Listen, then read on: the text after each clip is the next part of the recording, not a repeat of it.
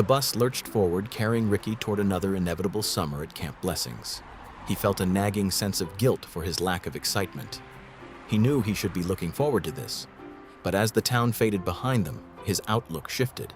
Home had become suffocating, and whatever this week held, it had to be an improvement. Camp Blessings. It always sounded good in theory. Outdoor sports, food, friends, and, well, girls. It was all waiting for Ricky. Just 90 minutes down this road, and 2 weeks of camp would begin. Church camp always hit the calendar every time the end of March rolled around. Spring transitioning into summer, the same way most of the teens on the bus were transitioning into puberty. Ricky always carried a bit of excited anxiety on these visits, being that this was his 3rd year in a row attending camp. Others would see him as a seasoned veteran. Ricky felt otherwise. For the most part, he knew what to expect, but there was always enough change lingering that he continued to battle with the same anxiousness that prevented him from eating breakfast that morning. As they left the bus area, the teens made their way to the first stop, the camp director and the Camp Blessings rules, which always included some Bible verse, the first of many, that would need to be memorized. Next, the camp counselor, and eventually a junior counselor, which this year happened to be Ricky's roommate. Ricky didn't realize this until he made it to his cabin. He wasn't sure if this was good news or bad news. After a quick change out of his traveling clothes, Ricky made his way to the cafeteria, one of his favorite spots. He always knew a few of the other teens, so finding a table of familiar faces was never too difficult. After dinner, about an hour of downtime and another change of clothes to keep up with the shifting temperatures, Ricky found himself around a campfire, swapping stories from home. Even at his age, these stories always drifted toward the same subject, an overbearing home life, motivated by the very religion that inspired the camp they were all attending.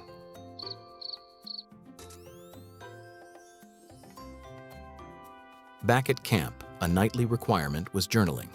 Ricky used this time to write to his mom. The campfire conversations made him feel guilty. The question was he feeling this way because he should be doing more to be like God? Or was it because he knew that no matter what he did, it would never be good enough? This guilt even made Ricky question if he was the reason his parents were separating.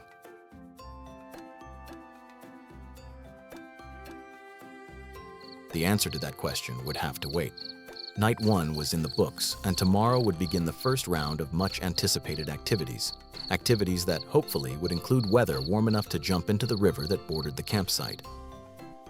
It didn't take long for Ricky to drift off to sleep, his mind creating daydream scenarios of what the next few days would hold. Saturday got off to one of the best starts of any camp day Ricky had ever been a part of. After breakfast, teams formed for some basketball, and Ricky scored the most points. It seemed that Allie, a new girl, noticed. They hit it off and took a walk together. Ricky knew this would be noticed and frowned upon by the camp counselors. He didn't care. The day was perfect, and it even included a dip in the river before lunch approached. That afternoon, there was a shift. It wasn't fully obvious to Ricky at first, but the day slowed down, almost to a crawl. This was the part Ricky did not look forward to. Sitting around singing old choir hymns, one after the other, each song reminded him of how much of a sinner he was. This was always followed by time for solitary prayer. The counselor stressed how much each camper needed to pray, instructing them to find a place alone, just like Jesus did, and pray. After praying, the teens were instructed that they would be taking a short hike to not only visit an old church building, but also to camp there for the evening.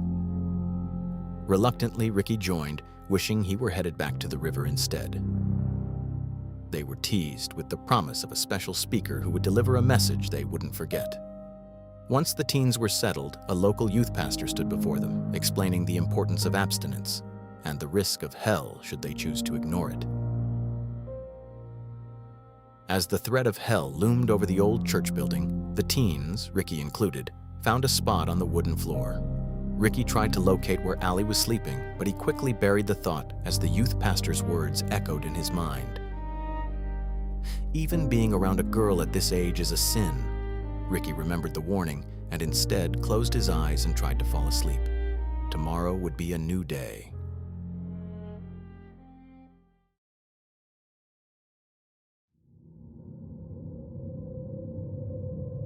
Sometime later, Ricky awoke. While the church had been eerily quiet when he drifted off to sleep, the silence surrounding him now was painfully loud. He sat up. He was alone. All of the teens who had been sleeping all around him were gone, and their sleeping bags were neatly folded or rolled up as if it had all been planned. He stood up and began to walk around the church, noticing that some sleeping bags had indeed been removed. As he made his way past the empty sleeping bags, Ricky opened a door that led to the back of the church. He didn't want to enter that dark, damp hall, but something compelled him to. He noticed the walls.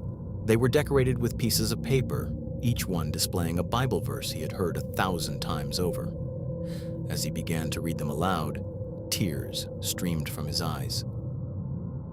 Overwhelmed with guilt, he sank to the floor, pressing his face into his hands. The papers around him seemed to whisper the words written on them. He couldn't drown them out. "Why am I crying?" he thought to himself in anger. He worked to collect himself, slowly stood up, and continued making his way through the narrow passageway. The hallway wrapped around and led to a door. Ricky hesitated, then reached for the doorknob. He pulled the door, opening it slowly while holding his breath. A gust of cold air met him, brushing over his body. He stood frozen, staring into the room, his mind unable to believe what his eyes were seeing. A pile and a mass of intertwined bodies rose from the center of the room. Ricky gasped, his heart nearly stopping. Something reminded it to beat again. And it did. He didn't want to look any longer, but he had no choice. He stared at their faces, recognizing more than a few. Ricky took a step closer, focusing on one of the bodies tossed onto the heap. His skin suddenly broke out in a cold, violent chill. He stumbled back from the room, retreating into the emptiness of the hallway. That wasn't Allie, he rasped to himself, a pathetic lie he knew he was telling. Ricky pressed on, heart hammering against his ribs, until he found another door. It was chained shut, a rusted lock keeping something at bay. As his trembling fingers reached for the knob, the chain snapped, hitting the floor with a metallic clatter. He stood paralyzed, then forced himself to step forward, peering into the darkness that lay beyond.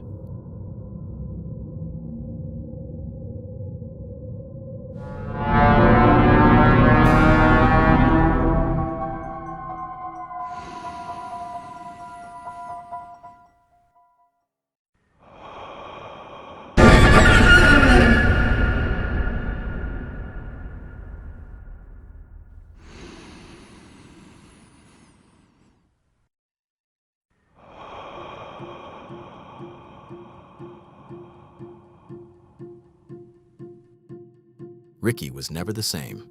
In truth, none of them were. The relentless pull at the threads of his soul left behind catastrophic damage, much of it beyond repair. The greater good was always just a hollow excuse, a jagged blade wielded by those who sought only to control. Every anchor of trust he had in those meant to guide him shattered into 1,000,000 irreparable pieces. As he grew, that splintered spirit hardened, leaving him to hunt for betrayal in every room he entered. Today, Ricky has a son of his own, a boy who, by the grace of his father's sacrifice, will never have to carry the crushing, unrelenting weight of the guilt that once nearly destroyed his dad.